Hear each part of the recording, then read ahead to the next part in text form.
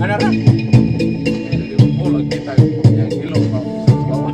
On March 1521, when Philippines discovered by Magellan, they're sailing the night across the big ocean until they saw a small Limasaw. Oh, yan lang. Yaudah. Limasaw at noon, the people with him will come ashore.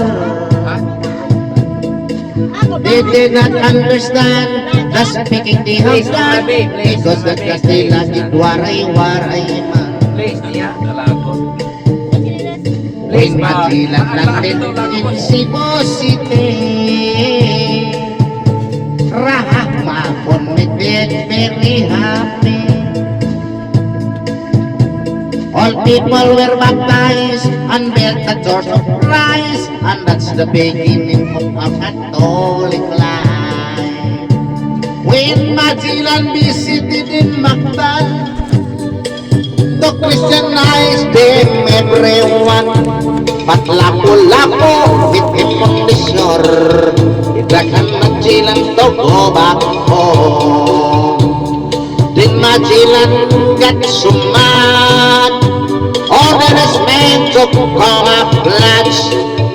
Mactan we could not grab, cause lapo-lapo is very hard. Then the battle began at dawn, Boros versus Garan Canon.